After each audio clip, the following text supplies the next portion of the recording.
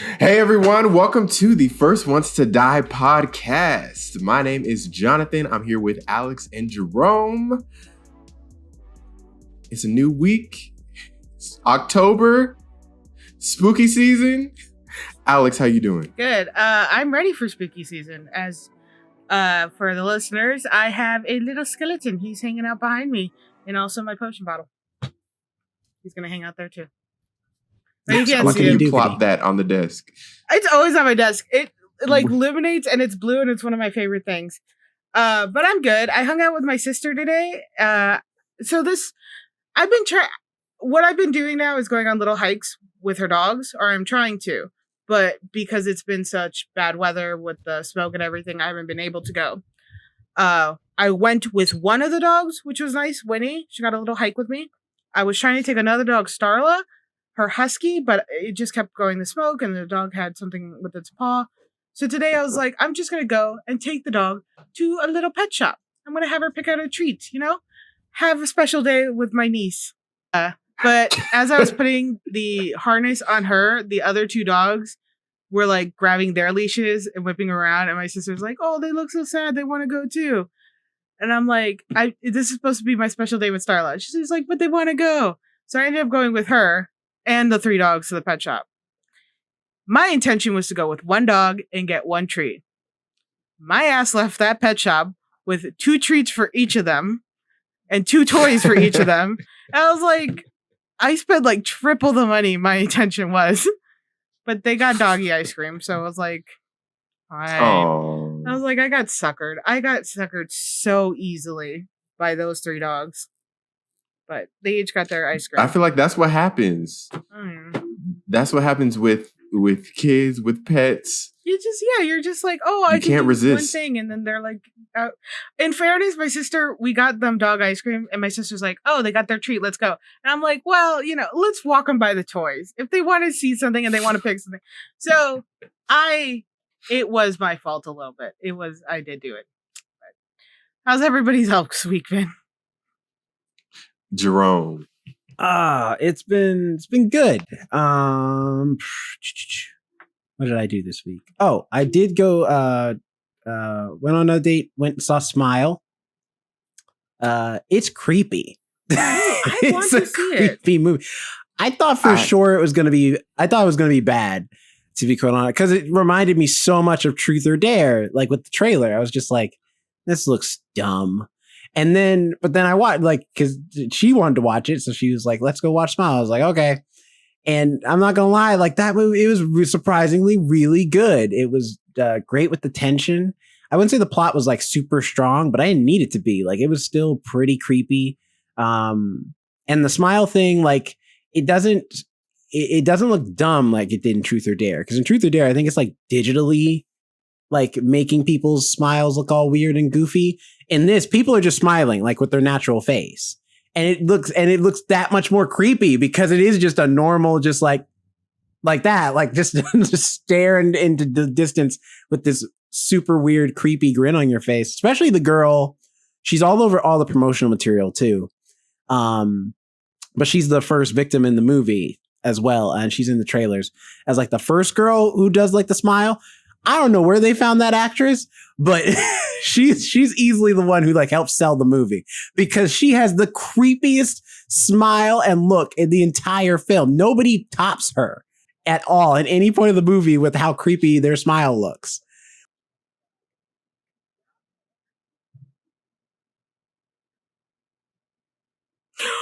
I've seen it.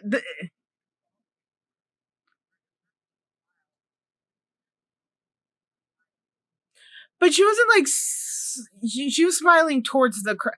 Like, she was looking down one row of audience and just smiling down that row. She wasn't like they had her smiling looking at the game or like to the whole crowd. It was this. Well, eventually she did move and she was closer and she was just staring into the at the game. So much so the security hurt after that.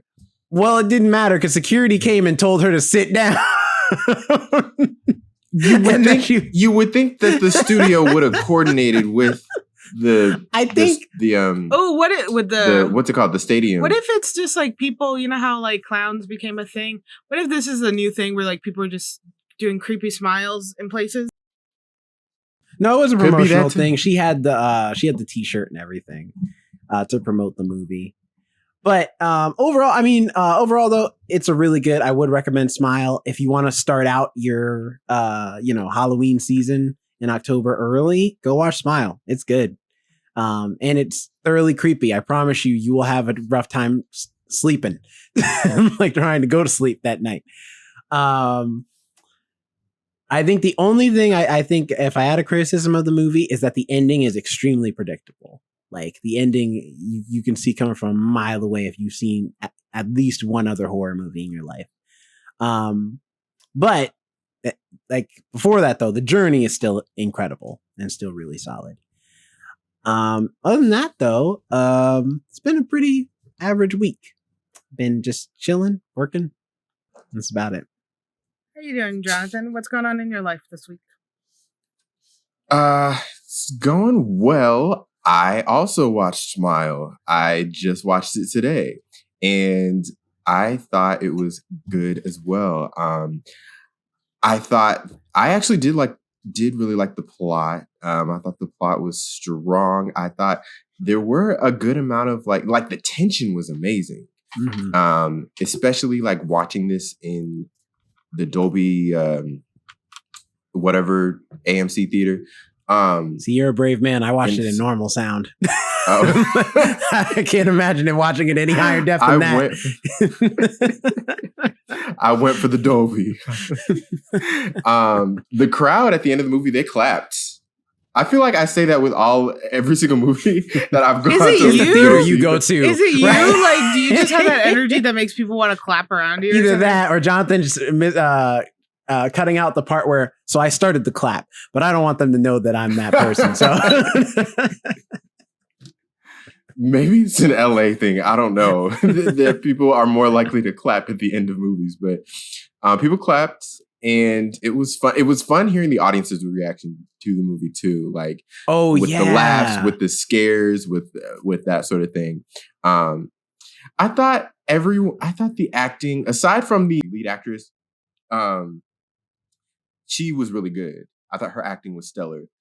Everyone else's acting to me was a little subpar, but that's all right because the rest of the movie was really good. I thought everybody was doing an okay job. I will say, the lead actress, she was doing the best.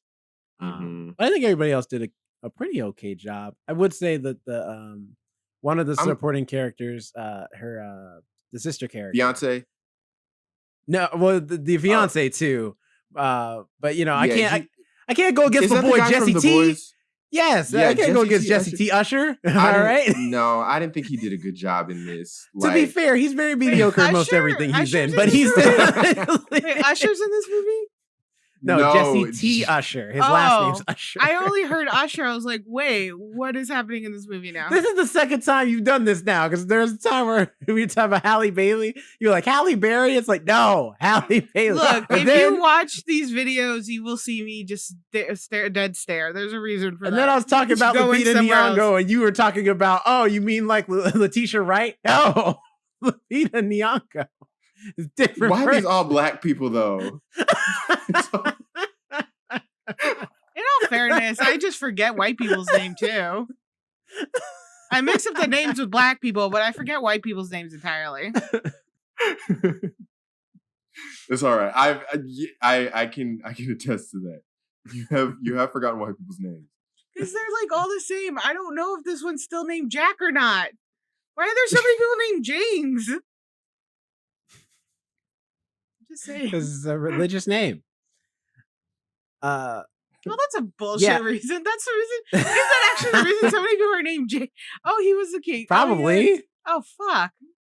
Well, that's a realization I didn't desire. Continue. But it's good. Yeah. Smile. Glad you liked it too. Smile. Yeah, I really enjoyed it. I'd like to remind listeners that this is not a review for Smiles. If it hadn't been, I would have watched it, but I apparently was out of the loop for that one. No, this is a review. I mean, to be fair, if she hadn't invited me to go see it, I probably would not have watched it on my own. So You all need to It's the luck of the draw. get comfortable in your relationship so I can start third wheeling. Because I did that to Lauren and Cameron at the beginning of their relationship. My ass was with them all the fucking time. Poor Cameron.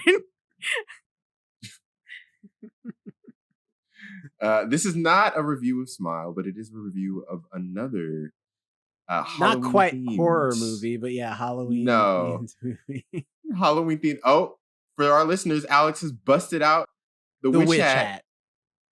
It's partial because we reviewed what? We reviewed. Oh, I didn't say the name. We haven't reviewed anything. Hocus We're Pocus. reviewing currently in current my gosh, time. Swear to God. I swear to God. I'm just gonna punch you, Jerome, one day, and I'm apologizing ahead of time. But there's one day you're just gonna fix a sentence of mine, and it's gonna happen. It's gonna happen. Just Jerome, cut this part out and say we reviewed Hocus Pocus 2 and put it at the end, and then I'm gonna punch him. Anyway, that's what we reviewed. Okay, that's what we reviewed.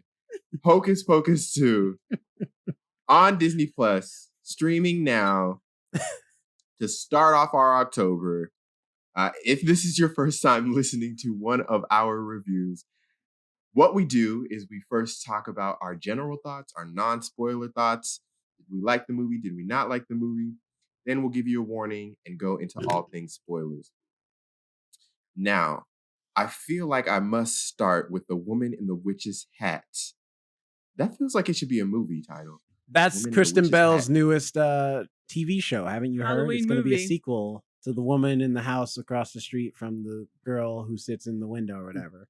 The Woman in the Witch's Hat. The Woman in the Witch's Hat who drinks out of the cup with the cat. You could say there's a book. October 1st. There's a book and movie. Go ahead. Oh, I was going to say there's a book and movie called The Woman in the Window. Isn't that where the joke comes from? Because there was another movie, The Woman on the Train. I think it's all the same author who does that, which I hear her books are not bad, but those titles, man. It's okay to ask Also, for you going to help. ignore my bars just now? The woman in the witch's hat who drinks out the mug and lives with the cat? All right? I'm on my Dr. Seuss shit right now. Matter of fact, Dr. Seuss is here right now. He can confirm that I'm out here killing it. I thought that was Freud. No. You don't see the small cat in the hat book he's holding? No, Jerome. Just for the audience. Have you seen that I wear these thick-ass glasses? And I still bump into stuff? For the audience reference, I'm holding a Funko Pop of Dr. Seuss that I have had for a long time now. And he sits on my TV stand and watches me watch She-Hulk. So that's his new job. And for reference, he kind of looks like Sigmund Freud, too. I don't think I ever knew what Dr. Seuss really looked like, but that looks like Sigmund Freud. Anyway. Yeah, me neither, actually. Right? Alex, what are your overall thoughts of Hocus Pocus 2? I enjoyed it, if you can't tell. Really, no, it was a lot more fun than I was anticipating. I kind of thought the story would almost mimic the same story. How they do that sometimes. They're like, oh, we're trying to bring it back. We're trying to, create that nostalgic. But they didn't do that. They had it their own. And I really liked it. The characters I found adorable. Quick thinking too. But it didn't seem like all of a sudden they were like, oh, out of nowhere they were like brilliant people. They were still like they behaved like kids in this movie, and I think that's what I really liked. I also like that they did not use a lot of makeup or CGI to make the sisters look younger. They didn't try to de-age them and make them look like they had just come from the 1993 version. They looked like they had properly aged to where, wherever they were. And it ends on a... That being said, they still look great. Oh, they look amazing. Especially Bette Midler being 76 years old. Bette Midler looks like she has not aged a day in that makeup. She looks exactly the same as she did back in the 90s. In the movie, she kind of looked a little bit younger at times than Sarah Jessica Parker even. Bette Midler, she's good. And it ends on a really sweet note, which I really like that. I think that was super nice how they did that. So I enjoyed this movie a lot more, and I probably will end up watching it again because it was so sweet and cute. And the music. You know, I don't always like Disney stuff. But their songs and whatever team they get together to work on the music, man, credit is due to all of them because it's always amazing and I always get into it. Like I can't resist a Disney song. And I do like when they put heavy metal to it. Like I find a lot of artists that like remake it or cover it, and some of them just kill it, man, and I love it. So, but yeah, not going into spoilers, I would definitely watch this movie again. It's sweet. Jerome. Oh, you're going to me. Okay. I'm looking at the IMDb right now because I wanted to get some names right.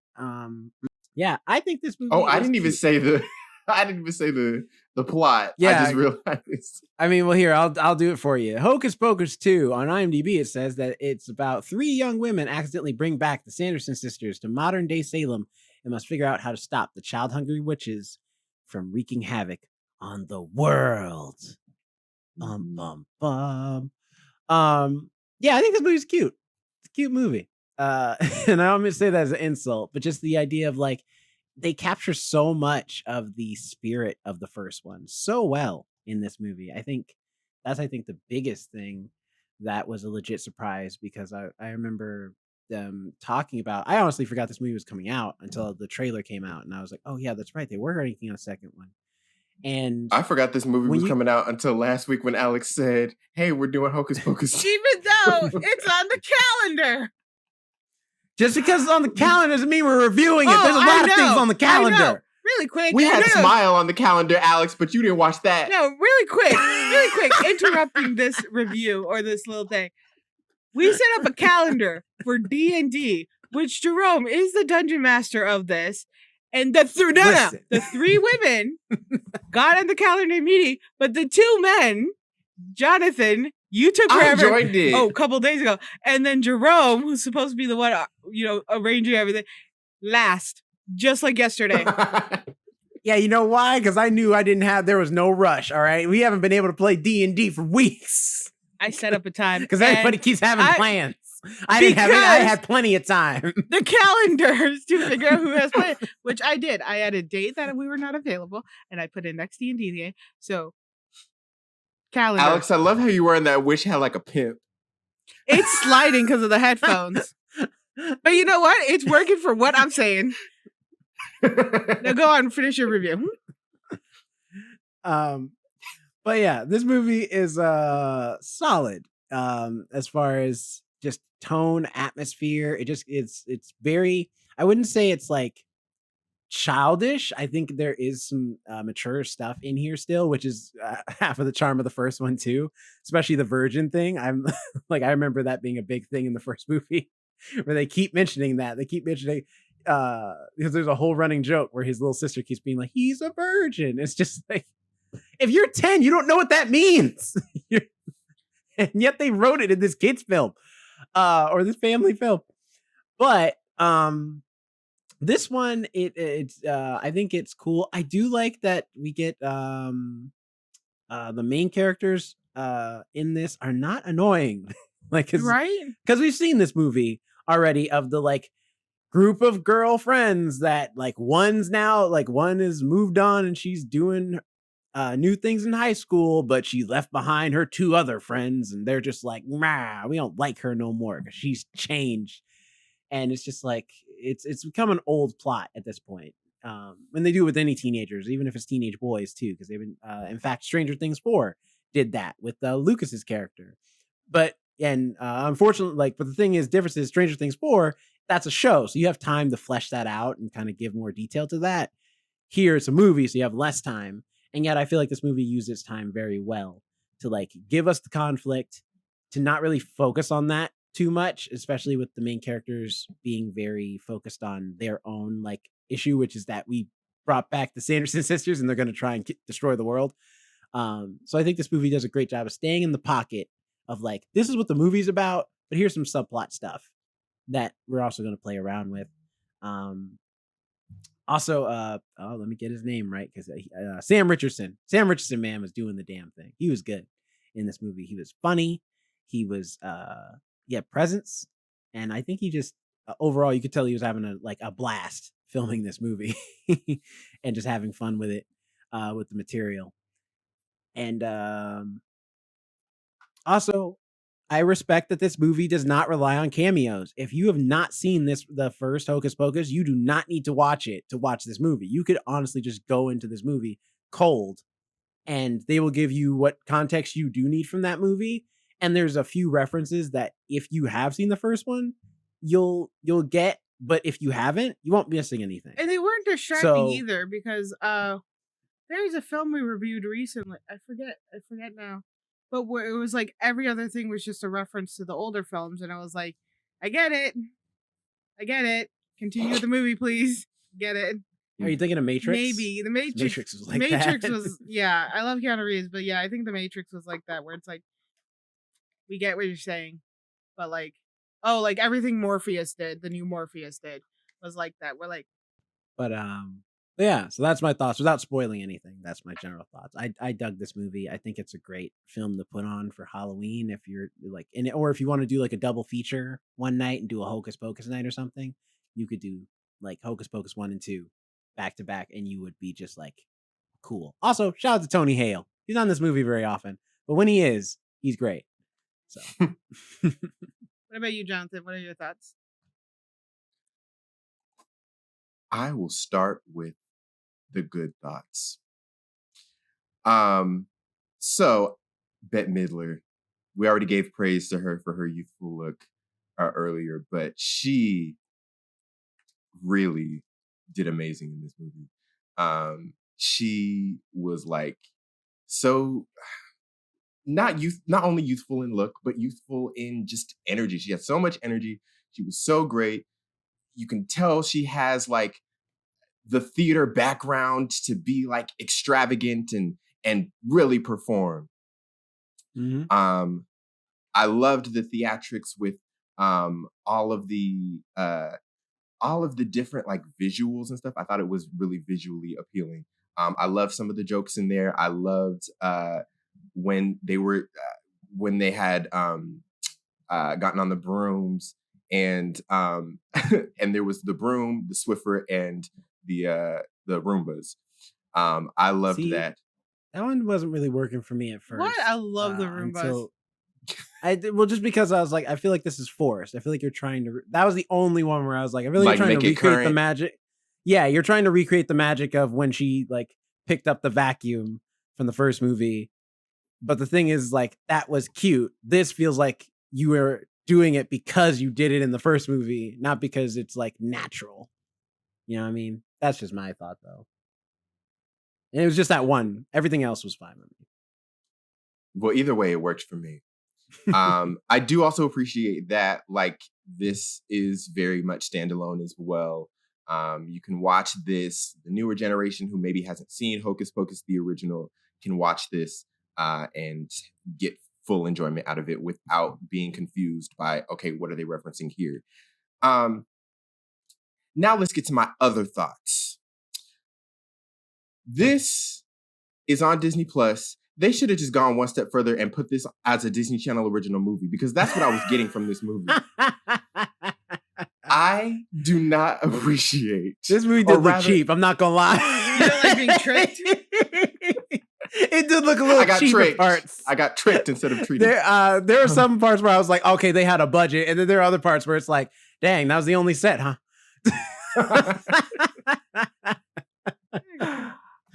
And also, not only that, but,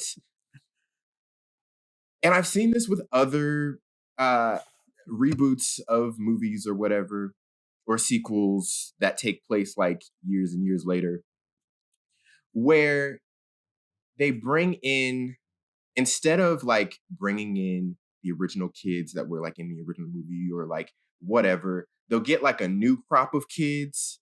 And I just don't relate to that as much, just because I feel like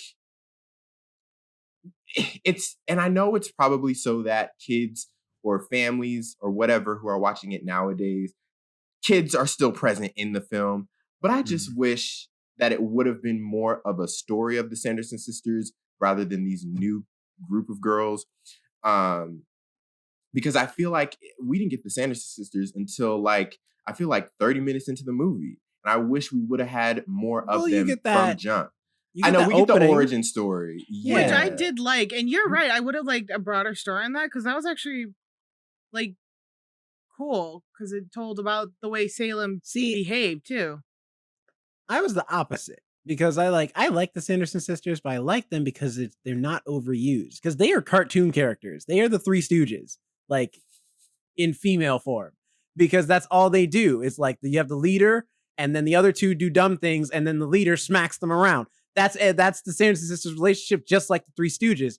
But the fun of the Three Stooges and why they work so well is because those episodes were short. They were very small bits. And the same thing with the Sanderson Sisters. They work and people love them because you're not oversaturated with them. If I had a whole movie with these characters, I'd be annoyed because I'm like, two of y'all are incompetent completely. And Bette Midler's character is the competent one, but she can't focus. Like, you know what I mean? So I'm like, I liked how much we got them. I was like, this is good. I don't need more than what you've given me. The origin story was nice. That's a nice little extra. But this is as much as I need from y'all. No. I didn't. I want to give me more Sanderson Sisters. We waited 30 years for them. You could have given us a couple more minutes of them. I don't know if we waited for 30 years as much as it's more like they said after 30 years, they said, hey, y'all want some more? I feel like this has been in production for a while. Like this has been a concept for a while, I feel like. It probably had an idea to bring it back because it was wildly successful. And like that's still something that's been around. I mean, you could still go to any store and find something with Hocus Pocus and those three people. So I can see what you're saying, Jonathan. Probably like they had the idea to make a sequel, but it just never worked out until like recently. Mm-hmm. So yeah, to wrap up my thoughts, I could have done without the new girls. I could have done without them. Dang, you just hating on the new girls? Yep.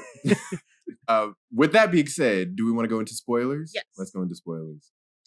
All right. Alex, you look like you have thoughts with your witch hat on. You keep saying that. It's the hat. I don't know. I'm going to probably wear this a lot more episodes. If you can't tell, October tends to be my favorite season. Makes my apartment look less creepy or weird. Because it fits in. You hang a couple octopuses and monsters and skeletons. Suddenly you're the weird one. Anyway.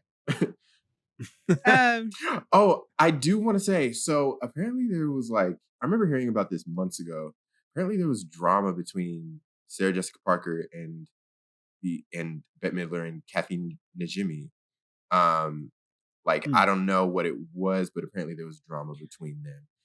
I don't think it was as bad as Don't Worry, Darling, but apparently there was drama. Nobody spit on anybody. I could see that. They're both raking actors. Yeah, at this point, they all have decorated careers now. I mean, all three of them. From like starting in the 80s to now. So I could see tension rising between having such big stars on set. Absolutely. But Don't Worry, Darling, none of them really. Y'all don't have that. You don't have like Bette Midler and Sarah Jessica Parker and Kathleen James like reach just yet. I think Florence Pugh will get there, but like, nah, this is I can see them definitely. I mean, Florence Pugh, one could say she's already there. I mean, now that she's in Marvel, she's everywhere. Like, there's nobody who has not seen her face in like. I say she's still a rising star. Yeah, because just because you've been in Marvel doesn't like guarantee success in other films. I mean, that's true. But like, that's true. Chris Hemsworth. It took him a while to get to where he is now, where he's like actually being used as a leading man in more stuff. After being in Thor, I agree, and it's just Florence Pugh. I think she will eventually get there, but these women have an amazing career behind them, so much experience dealing with everything in this industry, and like I said, I love that they did not de-age them. They didn't use CGI. I think going on talking about the budget, you could tell that some of these things were like when they were driving the trolley, that was like, oh yeah, that's definitely a fake trolley and a green screen. Y'all didn't like do your best to cover that. I could see like some attempt, but y'all you just kind of accepted what was there. Funny enough, I wanted to ask you while we're talking about the budget, did you guys notice that where they filmed this, like filmed the Halloween parade at? in Halloween Town. Did they film it in Halloween Town? I was like, behind the thing. I saw the hall. I was like, oh snap, that's Halloween Town. Oh man, I gotta rewatch it. I didn't notice that. I recognized it because I was like, we were there. I know exactly where they are. Was it the gazebo? The specific square that we were at for the Halloween Town thing in Oregon. Because I noticed it too, but I'm like, no, they probably filmed this on a lot on like. Oh, that's cool. Warner Brothers or Disney or like somewhere, but so they were in Oregon. I gotta stalk them.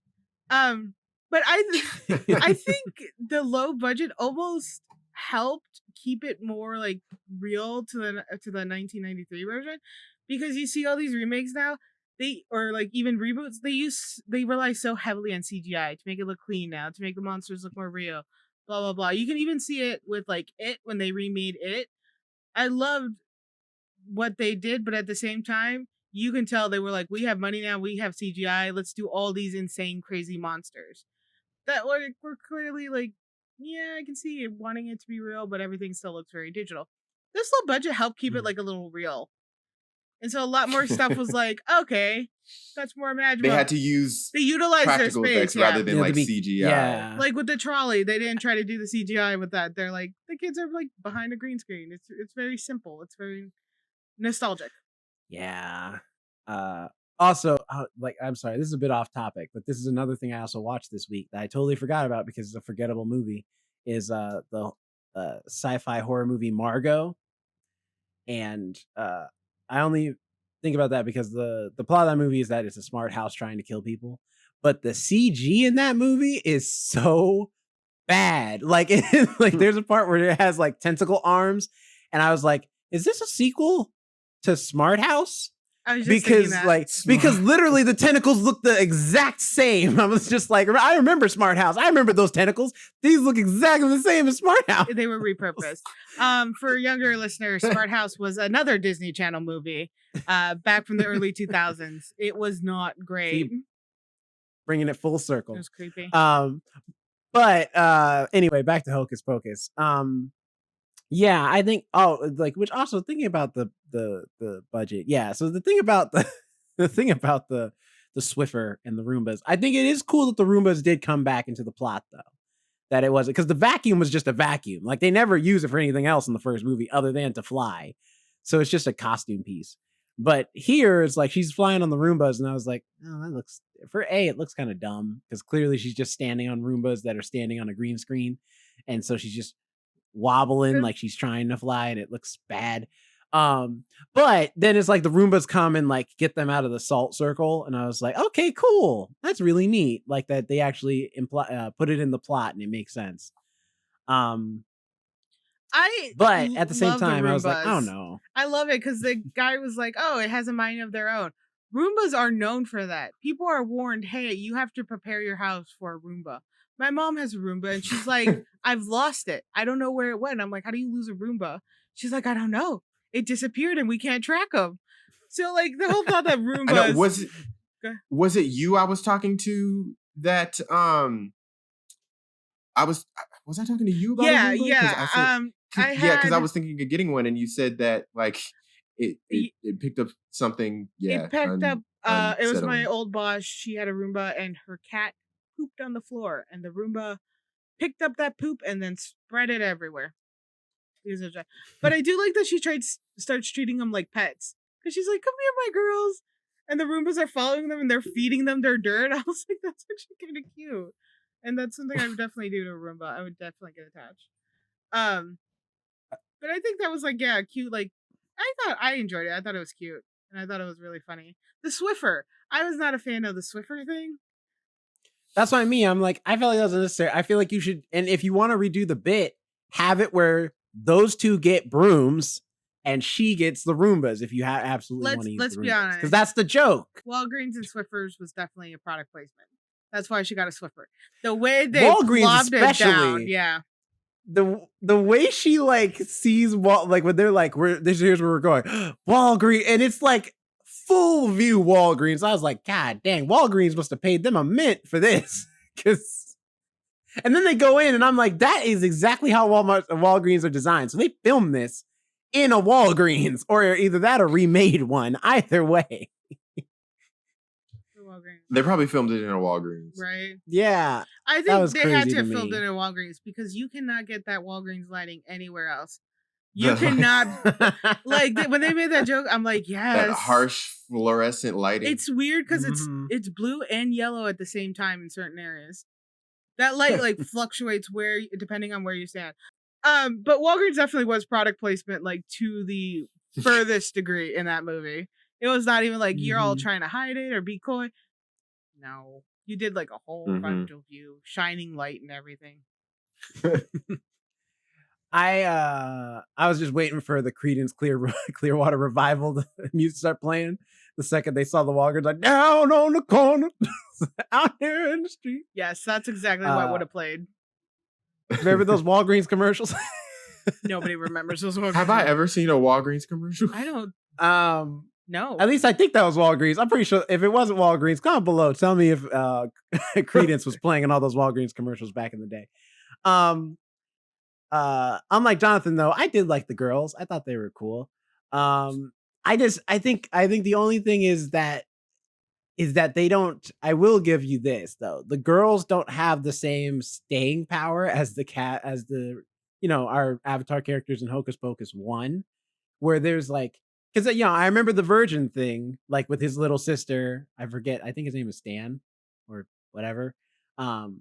But it's like I remember their adventures together. I don't know if I'll remember these girls' adventures because they didn't really stand out.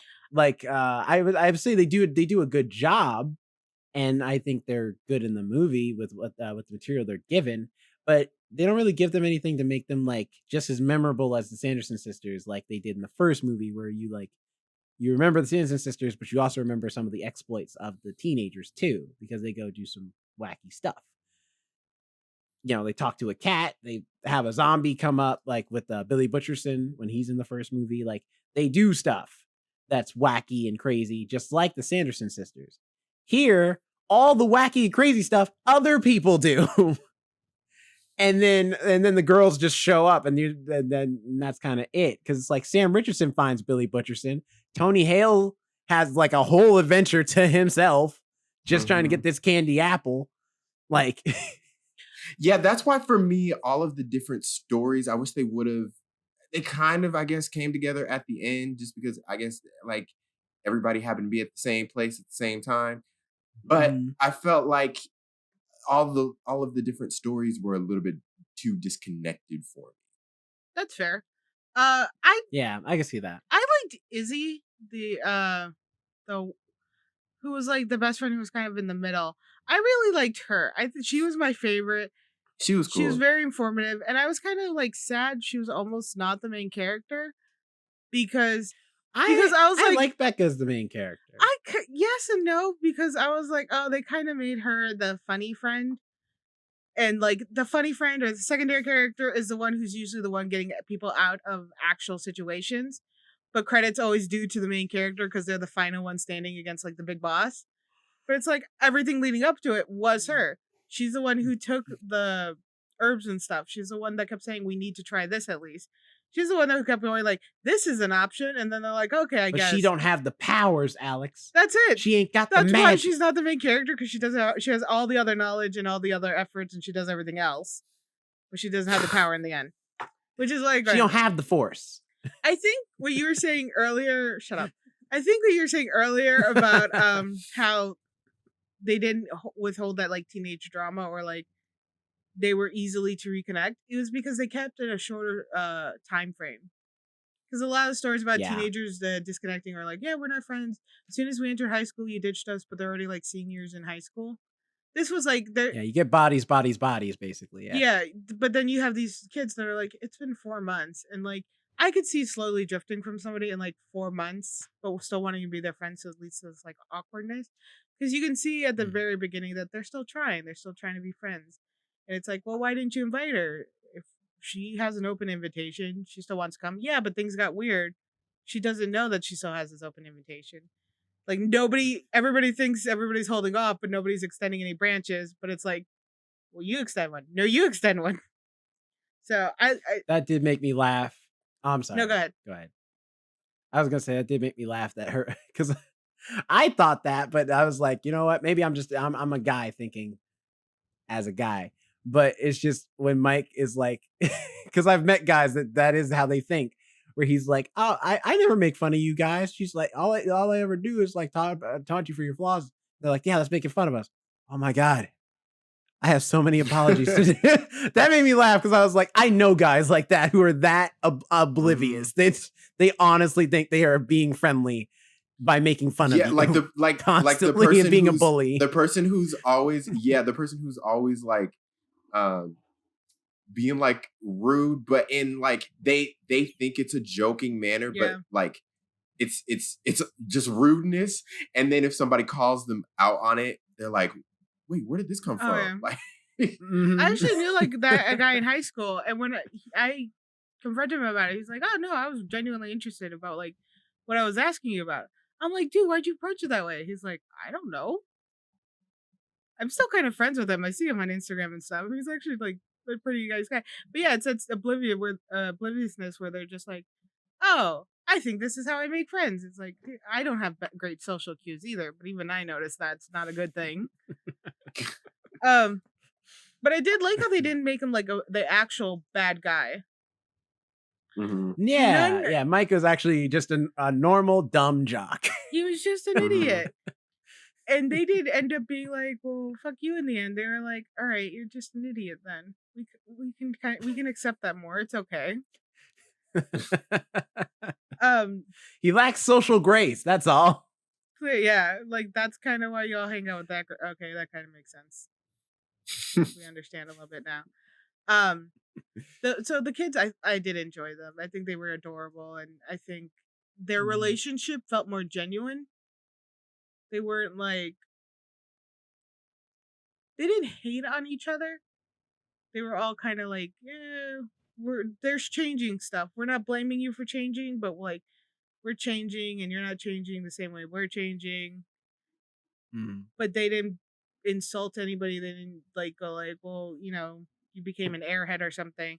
They also didn't like change Cassie's style too much either, because you always see like an old photo and then the look of them now is all dramatic and changed and stuff. It's like, no, this is like a normal transition that happens in high school.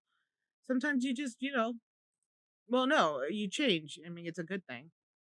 I do want to talk about Sam Richardson as Gilbert. I love that man. That was he was funny in everything. Every scene he was in, he did an amazing job. He was great. I agree. And it's a show I haven't finished watching. I only watched like 5 episodes, I think. I need to go back to it. He's in the After Party on Apple TV Plus. And he's great in that. Tiffany Haddish, right? Mm-hmm. He's great in that. Yeah. Start watching Apple TV. He plays a character called Gilbert for anybody who hasn't watched it yet or just listening for spoilers. And he is the main reason the sisters actually come back, because he was back in 1993. He saw the witches when they died, so he wanted to revive them. He got the black candle, worked with the book to create a new black candle and had them light it. And I do love that scene when they come back and he's like, "Well, it had to be you guys." And they're like, "Well, why didn't you light the candle?" And he just kind of looks at them like, "Why do you think I couldn't light the candle?" And then they're like, oh, that's disgusting. We didn't want to think about that. No. I thought that was like a really cute scene to put in too. Yeah, he's like, "Look, just so y'all know, Gilbert be getting some. That's all I'm saying." He been in these streets. That's right. And in the sheets. Anyway, they don't call me Magical Gilbert for nothing, baby. You know how it is. The magic stay flowing. Streets and sheets thing. He wasn't prepared for that, Jonathan. Good Lord. I don't even know how to go from there. I was going to say that. Oh, go ahead. Real quick. I was just going to say that shout out to Adam Shankman, who directed this. He directed Hairspray, a movie that I love. And he's also going to direct Disenchanted, the sequel to Enchanted as well. I feel like Disenchanted's going to be a lot like Little Mermaid too. Yeah, me too. I don't have like a lot the of less faith superior. in Disenchanted. Not less superior, but that the child wants to go back to the fairy world. Magic Rome. For me, I'm the less superior one where I'm like, this does not look as good as the first one at all. When is it coming out? But it could surprise November. me. I don't know. I could see that. I didn't have faith in Smile either, and that was a legitimately full surprise. You should talk it when I was like, I want to go. But I made new friends who will go with me. I don't have to third wheel anymore, I guess. Unless it's being released on Disney+. We can still go, Alex. Oh, yeah. It's going to be released on Disney+. It's fine. We'll find some other couple to bother. Disenchanted is getting released on Disney+. Oh, really? Yeah, I can see that. Mm-hmm. I bet. I mean, yeah. that feels like the more legit. Disney's like, look, we ain't gonna put out money or a huge marketing budget for this to get this in theaters to make no money. Nah. At least they figured it out. I mean, like, a lot of studios are still doing that where they're like, oh, theaters are open, we're gonna put out in theaters, we're gonna do everything. It's like, dude, this movie would have gotten more money had you just straight up streamed it to people. They would have bought the service for the month just to watch it. But you wanted to do this, you wanted it in theaters, and you just see it bomb. And I feel like nowadays with people getting like the passes for the different theaters, I feel like numbers are skewed anyways. Mm-hmm. Yeah. Was anyone else getting like Freddie Mercury from Bohemian Rhapsody vibes with the young Renifred character when she has her teeth? Because that's what I was getting. Because I was like, y'all did her wrong with this teeth, with these fake teeth. They could not have been that big when she was that young. Come on now, like when she's an adult, sure, I'll believe that. Not when she's a child. I don't know. When your teeth are like warped as a kid, they're warped. I was prepared for her to start building the dam in a river somewhere with those beaver teeth. The dam. Oh my. like they were ridiculous. I love the story that they had at the beginning. It was so sweet. It was sweet. That she like fought to keep her sisters, and the whole, with the whole Salem witch trials and everything. I like that they didn't call them witches at the beginning. They were like, you're just, you have parents, you're just lost. Either follow, what we're saying, or we're just gonna exile you. I don't like that they didn't immediately be like, you're witches or things like that. They went into the Forbidden Forest, and that was a cool thing to have. That was a cool little backstory with the Forbidden Forest because it shows how they were introduced. It's trying to find her name. Her name is Hannah Waddingham, who played the Witch Mother. Yes, she's on Ted Lasso.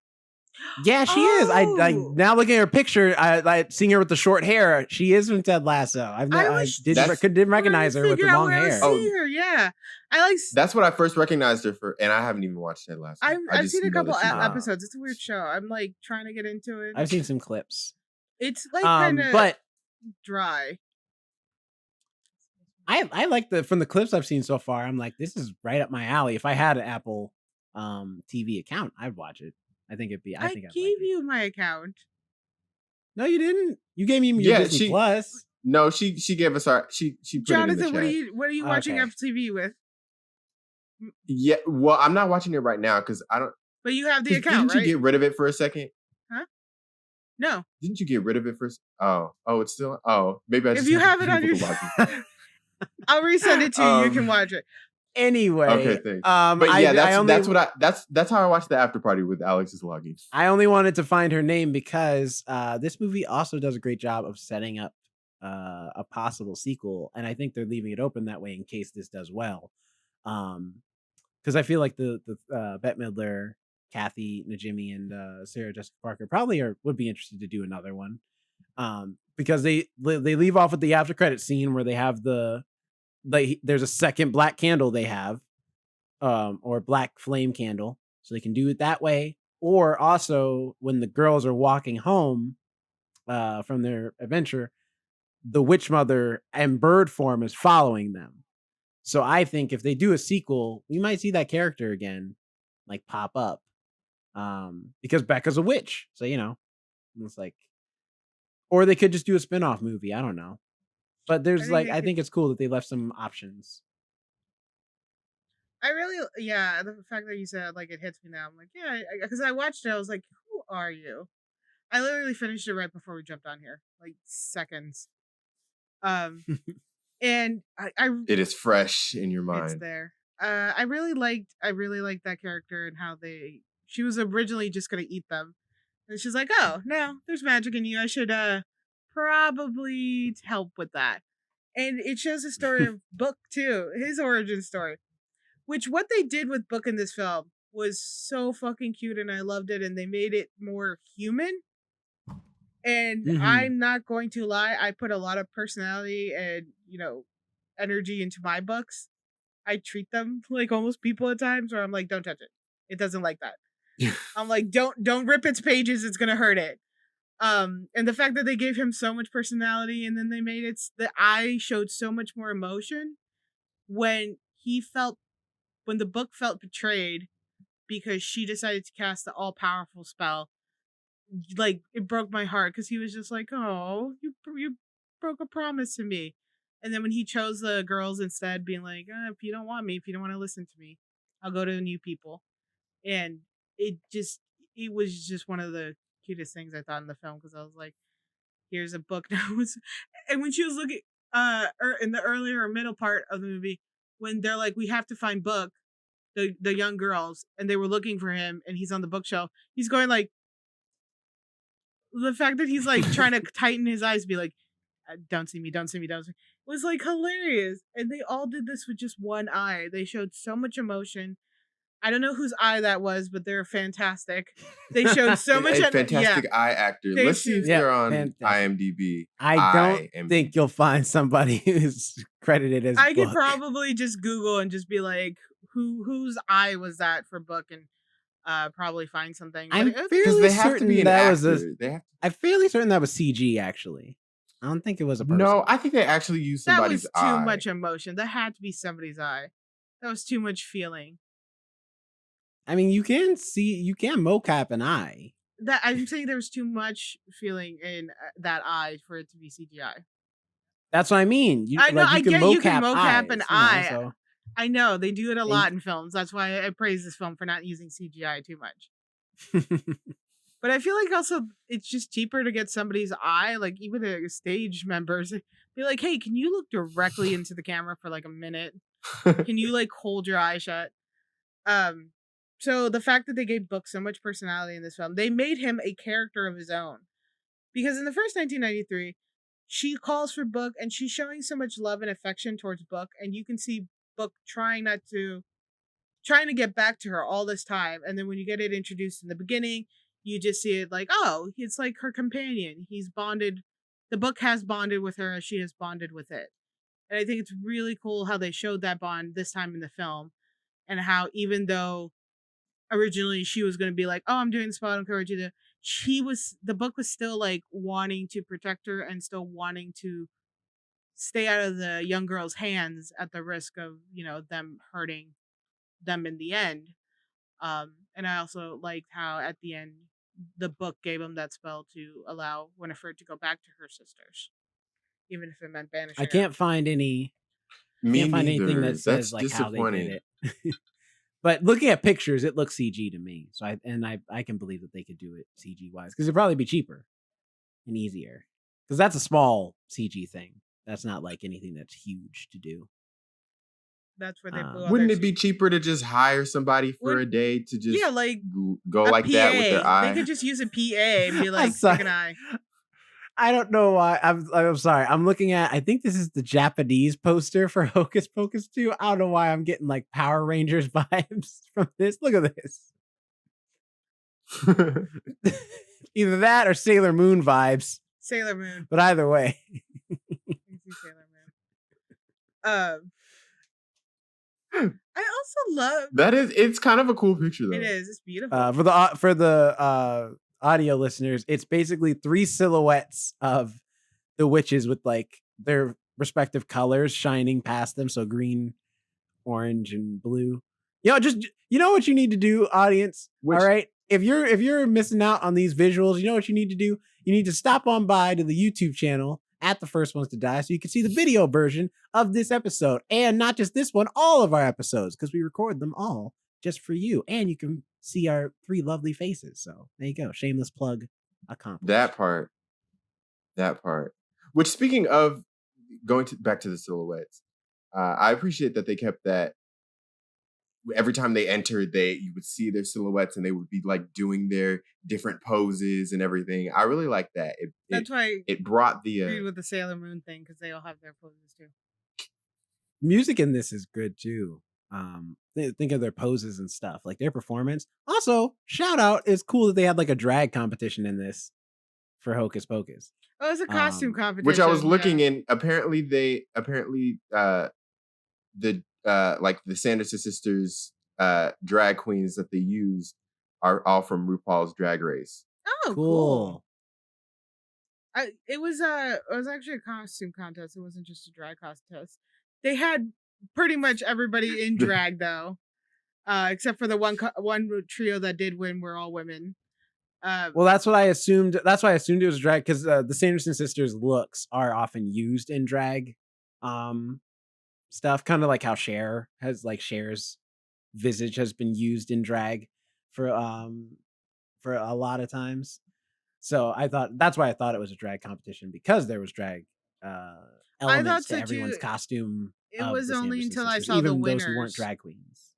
Yeah, well, that's why when I saw the winners, I was like, oh, this is just a regular costume contest, because they were just young women in like sexy versions of their outfits. I was like, of course they were. That's true. When they won, I was just like, what? First of all, y'all costumes ain't even correct. It was just all this sexy Sanderson Sisters look y'all got on. Like, but I love the town. The town was really nice. And the mayor, Tony Hale. Yeah. See? Like people's names. Tony Hale is super funny. I like the amount that they used him. I think they used him a good amount. They didn't try to have them constantly going after him or anything.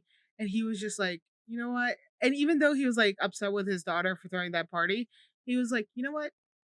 I'm going to bed. At this point, do whatever you want. I'm just going to bed. I wanted my candy apple. He's like, I'm mad at you all, but I still, for some reason, trust you all to just do what you want to do. And like goes. Not gonna lie, those candy apples look good. Mm-hmm. Oh. I haven't had a candy apple since I was maybe like 10. I haven't had one in years. I get one every year. But but she was doing it because I'm like, there's candied apples where it's just you just dip it in the candy. This lady was out here putting chocolate with sprinkles and stuff. I was like, these aren't candied apples. These are works of art. Have you ever seen candied apples like that?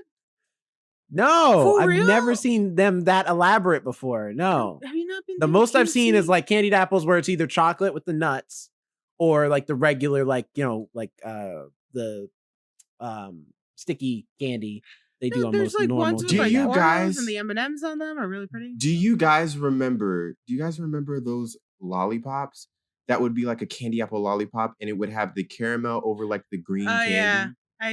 Do you remember? I'm pretty sure that's the reason I have some of those cavities. Because they were like fine, and then you like suck on them for like maybe a minute or two, and then they would just you would like put them near your teeth and they get stuck. Those things would just get stuck everywhere because it's just like caramel. So but hearing Tony Hale scream, I couldn't help but also hear Dr. Psycho in his voice every time he kept talking from Harley Quinn, because that's and then I think he does another cartoon currently. Oh, and Bird Girl. Because he's just a good voice actor too. But every time he screams, I'm like, I hear, all I see is Dr. Psycho from Harley Quinn. See Buster from Arrested Development. When he behaves, when he like screams or is overly dramatic about something, I'm like, oh, it's Buster from Arrested Development. But yeah, Tony Hale, I think he was really good in this film. I don't think they overused him. They used him just enough. And I do appreciate that they didn't make him evil for a minute. For a split second, I'm going to be like, oh, when they see him, they're going to be like, oh, it's the Reverend again. Or the Reverend's actually been cursed to like live as long as they have. But immediately Winfred's like, that's not the Reverend, you idiot. That's his bloodline. They look alike. It's blood. So I was like, oh, okay, they're not going to like force this like new storyline at us right in the middle. Be like, yes, I was evil all along. It's like, no, he's actually just a really nice guy who comes from a shitty bloodline, which I can get. And it's just, I do appreciate how I know where I come from. And I do appreciate that they just made him like in the end he was just a mayor and he just like wanted to celebrate Halloween despite what happened centuries ago and what his ancestors did. Um, but yeah, definitely Tony Hale, who's one of my favorite characters, and just also I like what they did with Billy Butcherson's story too, where they brought it up and he's like, "We kissed once, all right, that's it. People need to stop saying I was her betrothed, her lover, all this stuff. We didn't date, we weren't together." And at the end, Gilbert was like, "Yeah, I'll correct the story for you." And I was like, "Oh, he finally gets his real story." Because that was like a thing back in the 1993 movies where he's like, "No, we weren't together. I wasn't her lover, and she just cursed me because of that." And I do like that they kept that bit as well when he gets his head removed and his body's just like, oh damn it. Oh, where is it? Where is it? I don't know why, but I really like that bit in movies. It's always funny to me when the head gets severed, but it's like the body and the head are different, but the moment they're together, it's the same. Mm-hmm. I do like that bit. I'm glad they got Doug Jones back to do that too. Mm-hmm. Which Doug Jones, incredible. Man's just awesome at what he does. He still felt like Billy Butcherson. He didn't try to change the character. He knew what the character was. I did think it was sad. I don't know. It made me sad that he was still conscious. For 29 years, he was just in his grave. He's like, yeah.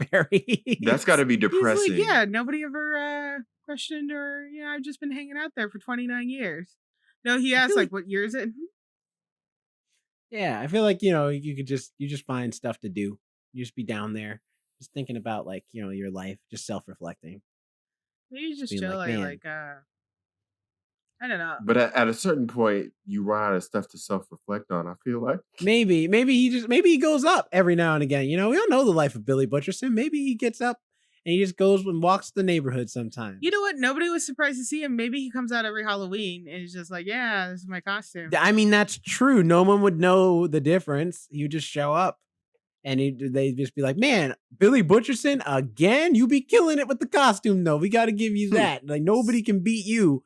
What's your name? Billy Butcherson. Oh, okay. Dedicated to character. I respect that. I appreciate it. Just no one picks up on it. It was also cool that they didn't focus too much on modern technology. Like in the first movie, they kept getting like, oh, what is this? What is this? What is this? This one, they kind of just accepted everything. With like the sliding doors, they're like, oh, they open because she's powerful. And then like even the car, they're like, oh no. Oh, it's a small bus. It's fine. Because they learned that for the first Which one. I always do like that fish out of water trope. Mm-hmm. Do you remember that movie, The Little Vampire? From never watched it. With the kid from Stuart Little. Never watched it. I've seen the posters, never watched Jerry, it. What's the Tom Cruise movie? Jerry Maguire? Yeah, Jerry Maguire. And the vampire is like, I don't remember the plot of the movie. I just remember I watched it a lot. I remember. Don't ask me plot details. I don't remember the plot of that movie. I just remember the movie because I remember that kid. He was that kid was everywhere. He's in Like Mike. He was in Stuart Little. He was in everything. Where is he these days? Yeah, I'm gonna look that up. I don't know. I just remember his name was Jonathan. He didn't age well. Are you looking him up right now? No, I've seen him. He did not age well. I've seen what he looks like. But in that movie, it's a similar situation. Well, he like befriends the vampire or whatever, and then like brings him to his world or whatever. And I remember he's like, "What is the vampire?" Is like, "What is this?" And he's like, "It's a Game Boy, duh." And the vampire is like, "A Game Boy, duh. That's an interesting name." Oh, Jonathan Lipnicki. That's his name. Oh, that's Jonathan right. Lipnicki. I always forget what his name is. My bad. Yeah, he's got the criminal look now. Like he could totally like play a bad guy. Yeah, like bad guys. Yeah.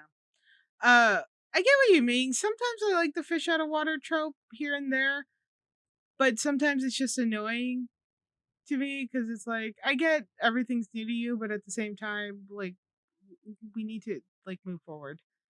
I did like the no nonsense in this film at times, where at the beginning when they were stuck in the dungeon, she was like, "What? You think this is gonna help us?" And she's like, "I'm sorry. Did you miss the part where the candle resurrected the 3 witches? You're trying to say the potpourri won't work?" And she's like, "All right, you got a point." And like, "Yeah, put your hands over it."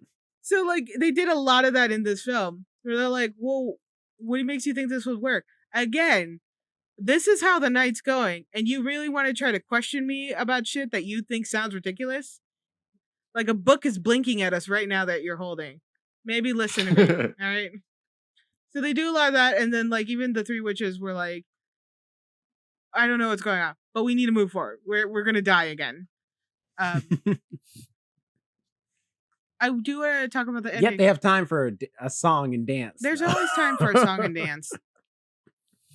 Oh, that was cool that they pointed that out though. When the sisters first resurrect, the girls are watching and they're like, "Who are they performing for?" Because they're doing the song and dance. And then she pops up behind them. It's a whole choreography. We're alive. And they're like, "Who are they performing for? Why can't I stop watching them?" And then I think it was Mary, Mary one, jumped out behind them and was like, "We're performing for you." It was like, it almost felt like you were being caught too, watching all this go down. So they did a couple numbers. I just loved that it was a nice cover of The Bitch Is Back. But The Witch Is Back, which is cool. I'm sure Elton John is proud. Like, I'm sure he's like right now, he's on his final tour right now, actually, which I'm sad I can't get freaking tickets for because they're too expensive. But like it's his final tour. He's not touring anymore after this. So I'm like, that's what they all say. That man needs to rest. I feel like Elton John means it though, because he doesn't need to anymore. The man has made way too much money for me to think that he needs to tour ever again. A lot of those who go out of tour don't ever need the money. They just I think they get bored. But Elton John has had a long career as well, and not only with. But then it won't be a tour; it'll be a residency. If it'll just be he's done residencies verbiage. And like Vegas and other casinos and stuff. Did he say his last residency was his final residency? I don't think so. So I don't know. So there's still room. The poor man's tired. I mean, I don't think he'll stop performing. I just mean tour wise, he's not going to do any more tours. I think where he's like traveling. He needs to rest. Yeah, that can be exhausting. Residency is easy because it's like I just got to stay in this one place. He's like in his 70s, 80s. 70s, I think. Like even performing on stage, that's gotta be tiring. Like I've seen Madonna 75. I've seen Madonna perform on stage, and from what she used to do to what she does now, she barely moves on stage. She does these like weird little movements, and it's like I can see you're trying to do what is called dancing, but you are not actually dancing. And I get it, you're older, like just how it is. I don't expect you to do the flips and kicks of once was. I World's wouldn't oldest even do opponent. It's time. Yeah. Undefeated. You know who can still do the flips and kicks? Fergie. I don't believe that. Have you seen that Today Show performance where she's doing cartwheels while she's holding the mic and singing? Yes. Oh yeah. I don't know why nobody thought that one out. It's like, yeah, because that's what it sounds like. We were trying to do cartwheels and sing at the same time. You can't do both. You can either do one or the other. Holding a mic, like if it was like attached, I think it would have sounded maybe even a little bit better. But holding a mic when you're doing the cartwhile, the mic is also going away. It was like it's coming away from your mouth, so it's like the volume also got different. They didn't do crazy dancing in this film. They understood. No. They understood the range. And they didn't do a whole song. They did like pieces of songs, which I think was the better choice because it's like they started to get into it, and then we had the like breaking the fourth wall where it's like, who are they performing to? It's like you. Mm-hmm. Or we just cut to another scene where it's like, yeah, we got things to do. It's like we got a movie. Yeah, so there was a lack of no nonsense where they're just like this way. With the final scene, what did you guys think about how they ended the story?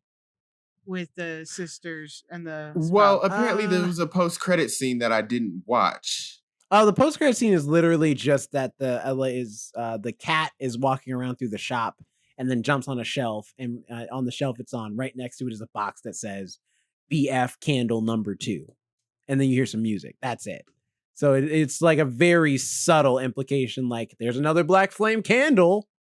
Maybe we could get the sisters back. Like, Yeah, that because was you gotta think Gilbert learned from the book to make the black candle, to make another black candle. So there had to have been practice ones as well. So he's probably got a stack. But no, the final one where But Winnie finally gets her powers, but then she realizes the or cost ultimate power. becomes the ultimate witch, but she has to lose her sisters because it's that sacrifice of losing something you care about for power, which has always been a big thing in like films with magic or films that have this ultimate power reference, is that you lose the thing you care about the most, and it's because, you know, if you get ultimate power, you don't have anything but the ultimate power. I mean, Thanos threw Gamora right off that cliff, no problem, and got him the Soul Stone. So I was actually that actually touched me. Like when they started disappearing, I was like, oh, and you see their reactions. That actually, I was actually kind of like touched by that. And then when they got to like, you know, we don't see, I guess, the like reuniting. Because I think they reunite in but you can imagine it. Yeah. Yeah. Especially the way she said sisters, like of the classic, like, I think they also did do their classic goodbyes they did in the first movie too, and they were disappearing. I noticed Sarah Jessica Parker's one was the same, where she says goodbye that way. Where I'm just well, yeah, and Mary goes bye bye. No, in the classic one, they have like the light shooting out from in them, kind of like it's cracking and breaking. This was more. I just meant what they said, not how they. I thought you said like the way they did. Yeah, this one they had like more sorrowful, and there was the glittering going about.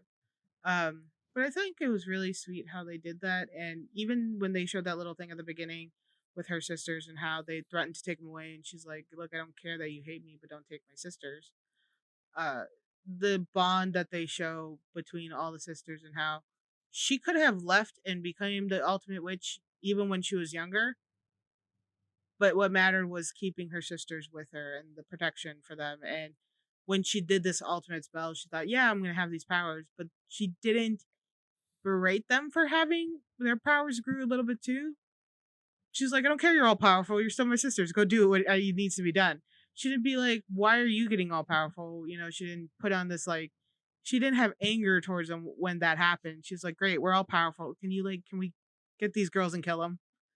And then when she gave it up, because she's like, well, no, I did it for my sisters, it was supposed to always keep us together and to destroy the town that tried to rip them from me, and she willingly gave them up again just to be with them. That did touch my heart a lot. See, I was with this ending, especially because in my head, and now that I'm thinking about it, I was talking about this. This is what Maleficent should have been in my mind, where it's like this, because the Sanderson sisters are the villains. Like they're trying to eat children, like you know what I mean. But you don't like, but they're villains that you understand, that you don't hate them, like you feel for them because you get them. Like, yeah, they do bad things, but they're still people. Like, you don't see them as just the bad guy. You see them as these like three women who are just mischievous at times. But like their sacrifice at the end of this movie is not for the greater good, it's for one another. It's for their family, which is just as touching as if it was for the greater good. And I say this is what Maleficent should have been, because Maleficent, they didn't want to commit to doing something like that. They're like, no, she's actually a good guy. I'm like, no, she's not. At least she's not supposed to. I don't think they explain it well enough to make her a good person. They don't. Well, they try to. Sorry, I think what they try to do is they did want it to seem like a warped version of the fairy tale, but the thing is, they didn't make Maleficent almost good enough or have her connection to Aurora strong enough to make it seem like, all right, she's a bad guy, but I kind of understand it. She's doing it all. No, you were evil, and I get why you were evil. I understand your evilness, but at the same time, you can't really twist that well enough into I'm going to like you and think you're a good person. I can at least, this story can end with like, yeah, she's evil, but like she is a good sister, and in the end, she does have a good heart because of the love of her sisters. Yeah, I mean, like for me, I was never convinced that she was evil. I had the opposite thing from Maleficent, where I was like, you're not. What evil thing I'm have you talking done? about All you did was curse a evil. I baby. was talking about. Yeah, and somebody pointed out that during that time and period, there was a war between the witches and the fairies. So by the king Oh well, yeah, agreeing because that's to, the isn't that the second movie they fleshed that out, that the what of that war? Because in the first movie they oh just no no imply this it, but you was never see it. that was way before Maleficent was ever. I read that on Tumblr, and Tumblr, if anybody knows, is still a thing. Oh, So I read didn't it on realize that. Tumblr. Somebody was like, "No, there was a war, and they sided with the fairies. So technically, the king and queen did this to their own daughters by inviting fairies instead. So that's really their fault." I think they tried to do it in the second one. I don't remember the second one too well. But back to Hocus Pocus. Jonathan, but what yeah, about you? but anyway, yeah. Jonathan, did you like the how it ended or the final scene? Yeah. I mean, I pretty much second what you guys said, but by the end of the film, to be honest, I was like, okay, yeah, let's wrap this DCOM original up. And Give your opinion and leave. but yeah, I thought it was sweet. I thought it was wrapped up with a nice bow. But then I was mad because I realized that there was an extra credit. It really, you did not miss anything. Just go, Yeah, okay. just watch it on your when you're stuck in traffic for a minute. Just YouTube it.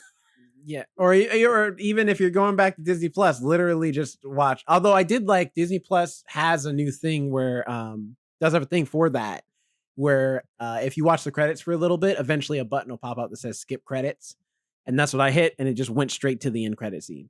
So, if you're watching stuff on Disney Plus, be on the lookout for if their skip credits button comes up for their movies, because it might help you out. I assume they put that in there, that feature in there, because of all the Marvel content they have. Mm-hmm. That's fair.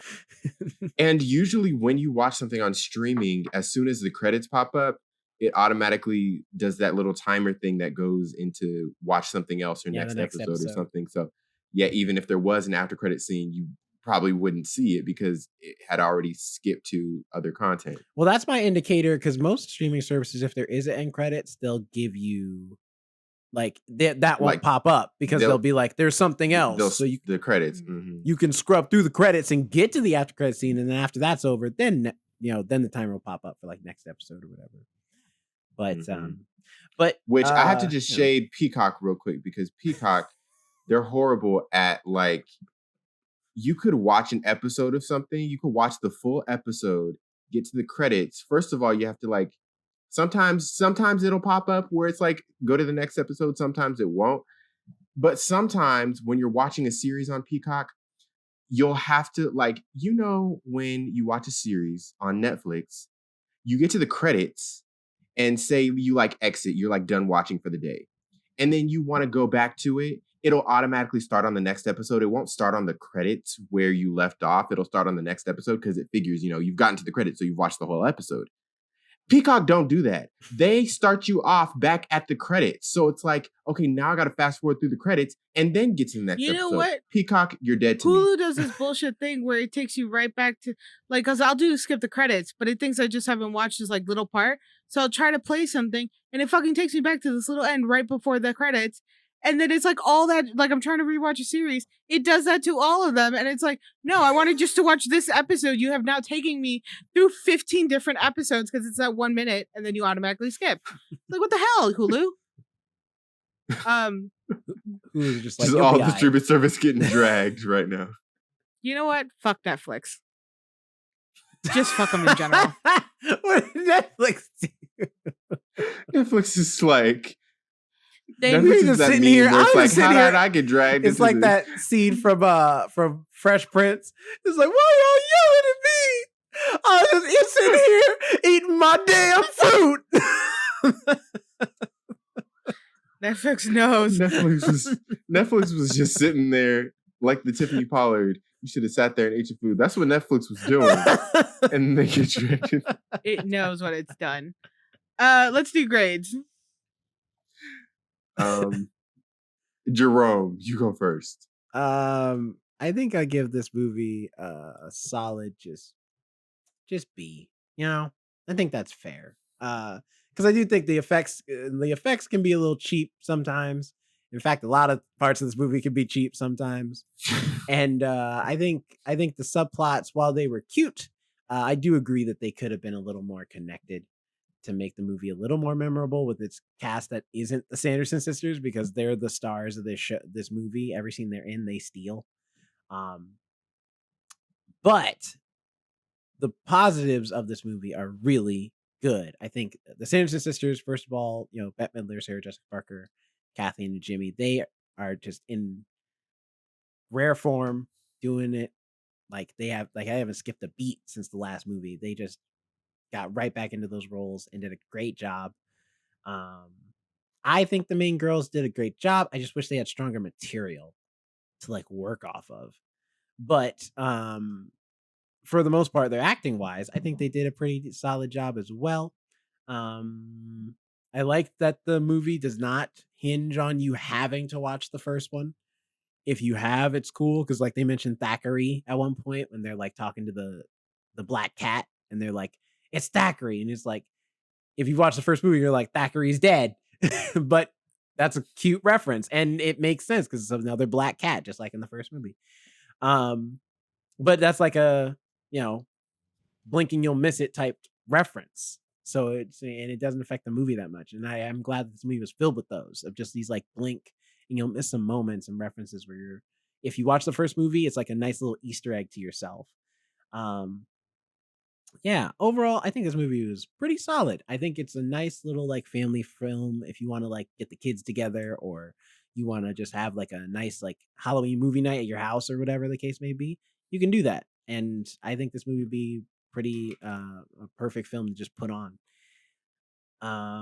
If they do a sequel, I think it'd be interesting to see. I just don't know if they can keep this nostalgia going for a third movie. Because then it might just be a little played out. That's how you get Aladdin's. That's how you get, Jafar's return and stuff. You start making a little one too many Aladdins, and the magic starts to fade. I hear they're gonna make a second Aladdin, and I'm excited to see who's. Oh, I heard. I'm really worried about. Oh yeah, we talked about that last week.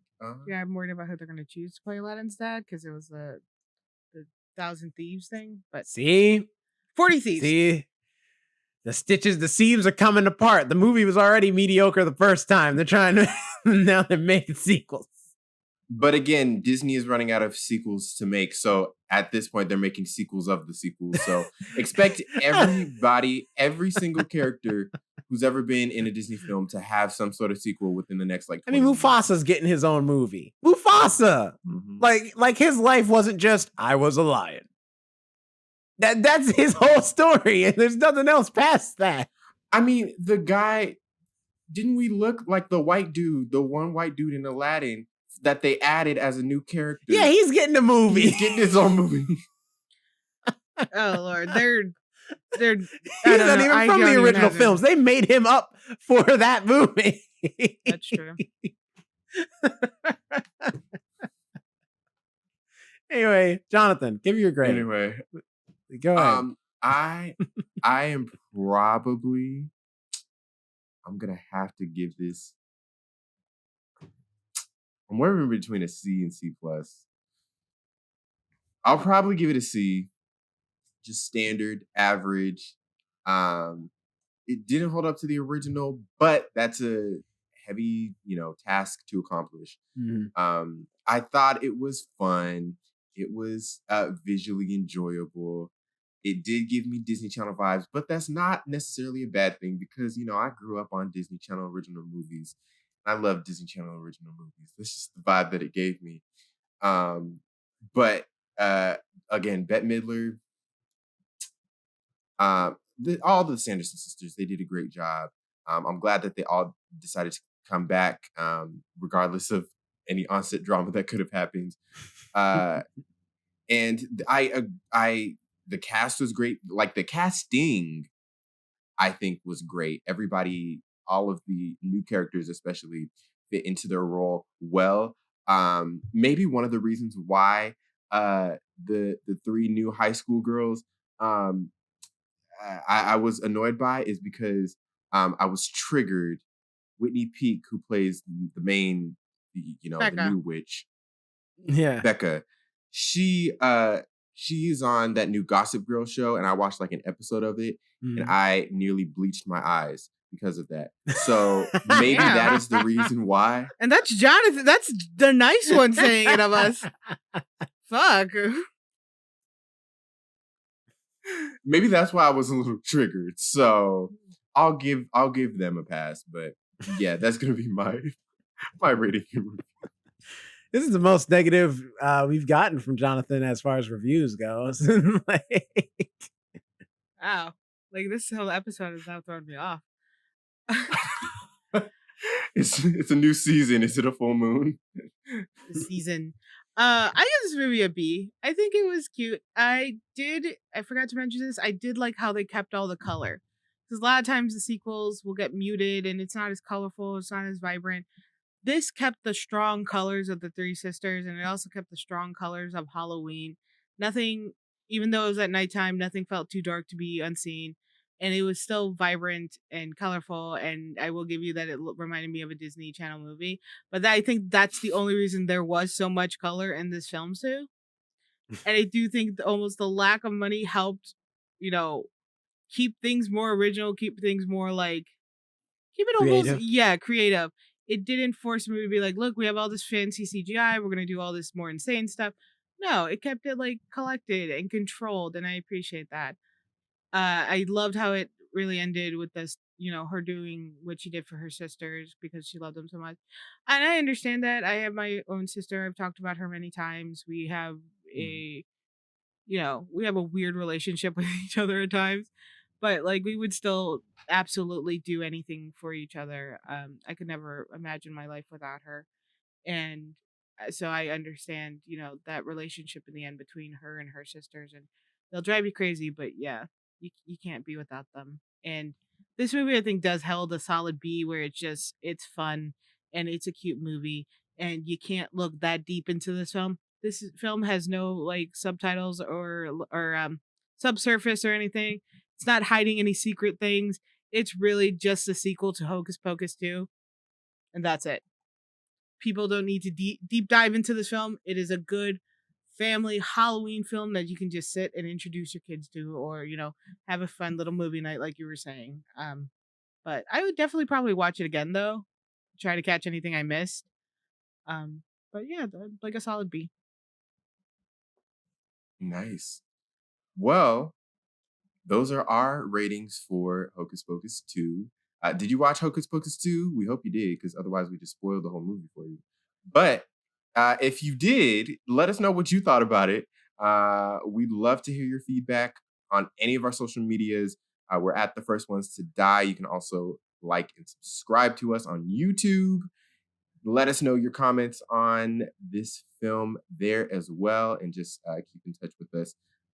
If you're listening to us on your favorite podcast platform, give us 5 stars, give us a review. We would love to hear your feedback. And we will see you next week. I don't know what we're reviewing. This time I don't have anything. This time I don't have it on the podcast. Now this week I got you. Just know it's going to be Halloween content, y'all. And, it is going to be Amsterdam. But, we're going to make it all Halloweeny and spooky anyway. I know that's not a horror movie, but we're going to find a way. All right, it's October. I think Halloween isn't season. It like a kind of like a mystery-ish, like whodunit? Kind of. At least that's what it looks like from the trailers. So yeah. But we'll find a way. We'll make it. Alex already has the witch hat this time, and the skeleton, and the cat mug. Perfect. So this is just me all year round, though. By the way, like if I wore this in March, nobody would bat an eye either. We'll find a way to make it spooky. And in here, because it's October, baby, and be on the lookout for when we film our Halloween special this year. Just like last year, we had 3 costumes. This year, probably we'll have 3 costumes again. So you'll see, and we won't know what each other's costume is. True, we don't know what each other's going to be, so it's going to be the surprise for us too, and you, the audience. We should hang up because I keep punching my mic. We should wrap this up. Yes, and I do have to go. Hitting this thing. Yep, but bye, audience. Take care. Have a great day or night and or morning. And we will see you next time. If you enjoyed this podcast and want to watch more, click the playlist to your right. Or if you want to see more of what we are doing, such as mini reviews, book reviews, and gaming, click the link to our channel and don't forget to subscribe when you're there.